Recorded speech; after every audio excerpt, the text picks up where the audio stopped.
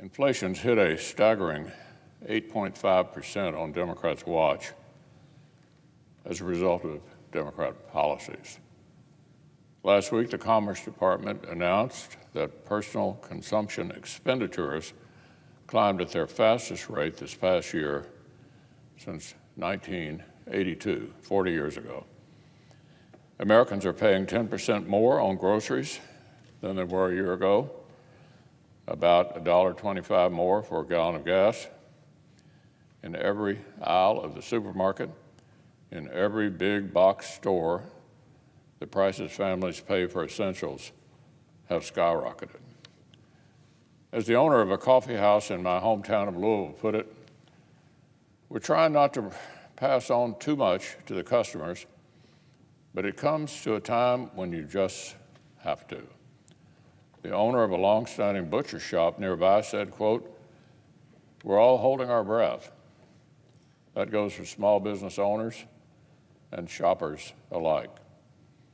One new poll found that 94% of Americans are upset or concerned about inflation, and they're overwhelmingly not happy with what the Biden administration is doing about it. Just 28% of the country approved of President Biden's handling of inflation. The worst part is that this pain was certainly not inevitable. American families could have been spared all of this. Last spring, Democrats had inherited an economy that was ready for a historic comeback. Even top liberal economists such as Larry Summers and Jason Furman, both senior advisors to the Obama White House, warned that Democrats' $2 trillion spending binge was completely out of proportion to the remaining output gap. The country didn't need anything like it.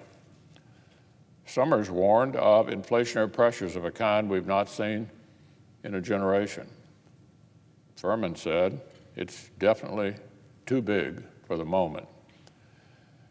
But Democratic politicians didn't listen. Here's the Senate.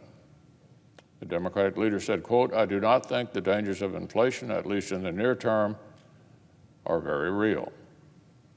That was Leader Schumer last March, so they spent all that money anyway, and sadly for the American people, the rest is now history.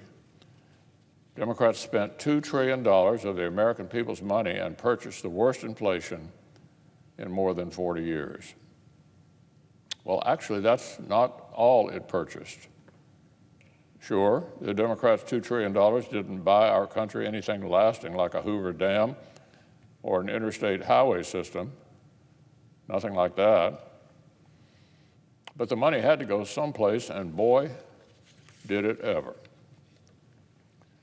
Democrats and lots of the media spent most of 2020 and 2021 shouting that Republicans were risking calamity because we didn't want to dump endless sums into slush funds for state and local government. Turns out we were right, and they were wrong.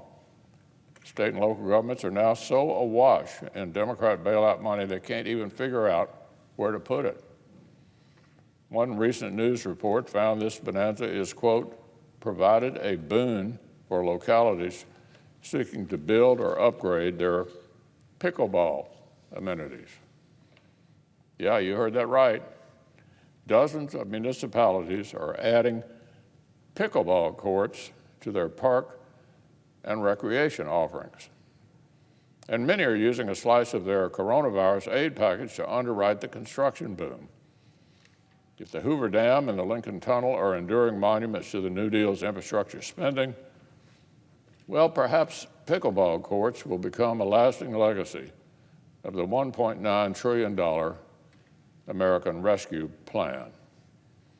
In New York, one county set aside $12 million in so-called relief funds to renovate a minor league baseball stadium. In Iowa, county officials put aside $2 million, listen to this, to buy a private ski area. In Colorado, 2 golf courses are getting their irrigation systems replaced, thank goodness. In Wisconsin, a skate park is getting $1 million makeover.